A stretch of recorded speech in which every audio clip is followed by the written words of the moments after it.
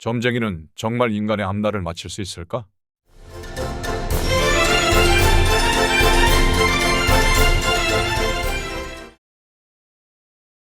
1992년 12월 하순 어느 날 A씨는 캄캄한 밤길을 걷는 심정으로 점쟁이 앞에 앉았다.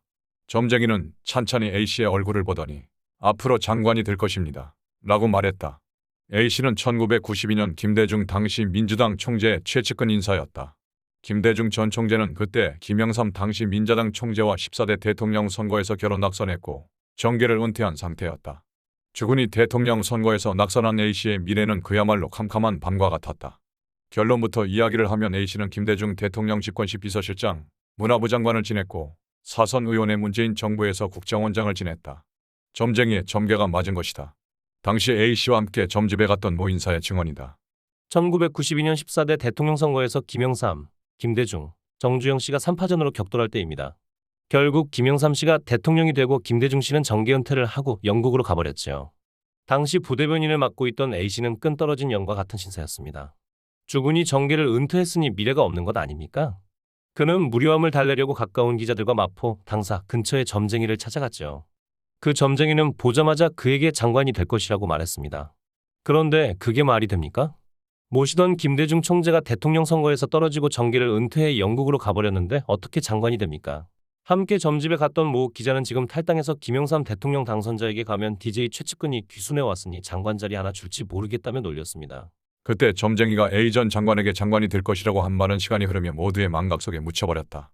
시간이 흘러 5년 뒤인 1997년 YS에 이어 DJ가 15대 대통령이 됐고 A씨는 문광부 장관이 되었다. A씨는 DJ 정부하에서 문광부 장관은 물론 장관급 자리인 대통령 비서실장까지 연이어 고위직에 올랐다. 그리고 이후 국회의원을 거쳐 문재인 대통령 정부에서 장관급 직책인 국가정보원장을 다시 맡았다. 실력 있는 점쟁이가 A씨의 미래를 용하게 맞춘 것일까? 우연이었을까? A 전 장관들의 지인들이 그 마포의 점쟁이 집을 다시 찾았지만 그는 그곳에 더 이상 없었다. 두 번째 이야기는 YS 정권과 노무현 정권 하에서 장관 및 부총리를 각각 역임한 비교수와 점쟁이와의 악연과 인연이다. 이 이야기는 그가 쓴 책에 실려있는 실제 이야기다. 나는 1964년 늦가을 여자친구와 중앙청 근처에서 만나 떨어진 은행잎을 밟으며 몇 걸음 걷다 보니 당시 장안을 떠들썩하게 만들던 유명 역술인 김봉수의 점집이 바로 눈앞에 있었습니다. 재미삼아 한번 들어가 보자고 했고 여자친구도 쉽게 동의해서 난생 처음 점술가를 찾았지요. 엄청나게 큰 방에는 사람들이 꽉 차 있어 겨우 비집고 들어가서 등록을 했습니다. 성명만 달라고 해서 내 이름만 적었습니다. 어렵사리 자리를 잡다 보니 여자친구와 나는 멀찌감치 떨어져 앉게 되었습니다. 김봉수 씨는 한복 차림으로 앉아 카랑카랑한 목소리로 고객의 운세를 구변 좋게 설파하고 있었습니다. 말투는 거의 반말지거리였는데 그게 오히려 그의 카리스마를 고조시켰습니다. 그렇게 느껴서 그런지 안광이 번득이는 듯했습니다. 또한 행동거지가 비범해 보였습니다. 내 바로 앞 순번인 40대 중년 여성에게는 행동 좀 바르게 해. 벌써 몇 번째 사내야 해가며 거침없이 면박을 주었습니다. 드디어 내 차례가 왔습니다. 장난으로 시작한 일이었는데 막상 순서가 닥치니 나도 잠옷 긴장했지요. 그는 천천히 내 이름을 불렀습니다. 그러면서 그 많은 사람 중에서 곧장 나를 찾아냈어요. 그는 내 얼굴을 똑바로 쳐다보며 말문을 열었습니다. 공부하는 사람이군. 얼마 후 유학을 가겠어. 그런데 말이야, 그는 말을 더 잇지 않고 얼굴을 내 여자친구 쪽으로 돌렸습니다. 시선이 그녀에게 꽂혔습니다. 나와 제법 떨어져 앉아 있었는데 어떻게 그녀를 알아챘는지 신기했습니다.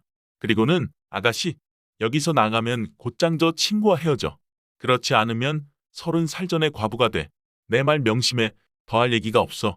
그리고 그는 우리와는 더 이상 볼 일이 없다는 듯 다음 고객의 이름을 천천히 부르기 시작했습니다. 우리는 점집을 나와 아무 말 없이 경복궁 길을 걸었습니다. 당시 그 여자친구는 지금의 내 아내이고 40여 년을 해로하고 있습니다. 비교수는 예정대로 유럽으로 유학을 떠났고 그 몇 년 뒤 결혼을 했다. 박사 학위를 받고 그 뒤 국내 명문 대학에서 교수로 또한 학자로 명성을 날렸다. 비교수는 김영삼 정부에서 교육부 장관으로 그리고 노무현 정부에서 교육부 장관 겸 부총리를 역임했다.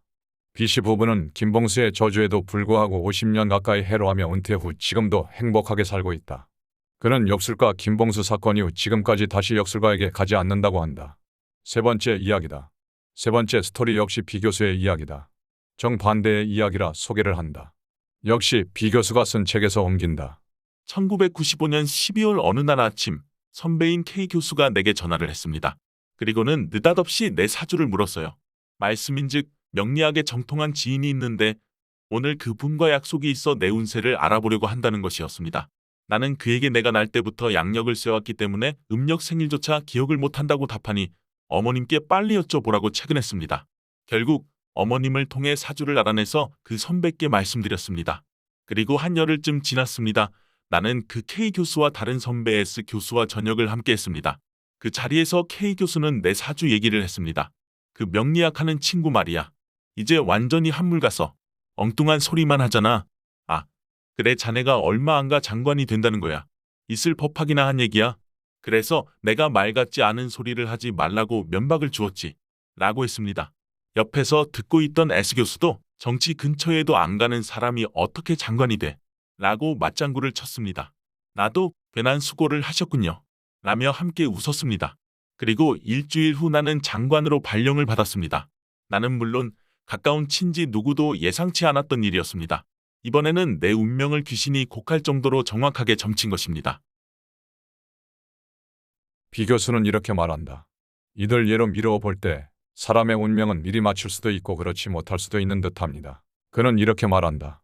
인간은 누구나 운명으로부터 완전히 자유로울 수 없습니다. 그러나 운명의 영향 아래서 가능한 자기 영역을 확대하고 자신의 꿈을 실현하려고 노력하는 존재입니다. 비 교수는 운명을 부정하고 거부하지는 않지만 너무 의식하고 그에 매달려서는 안 된다고 조언을 한다. 그는 미리 미래 세계를 알려고 하는 것은 자칫 창조주가 갖고 있는 비밀의 정원을 기웃거리는 행위라고 말한다. 한마디로 신의 노여움을 살 수 있으니 점쟁이에게 미래를 묻지 말라는 것이다. 사람들은 이런 비슷한 경험을 했을 것이다. 오늘도 점쟁이를 찾아 자신의 미래를 알고 싶어하는 사람들이 있을 것이다. 도움이 되셨다면 구독 꾹 눌러주시고 좋아요도 함께 꾹 눌러주세요. 이상 세모랭이었습니다.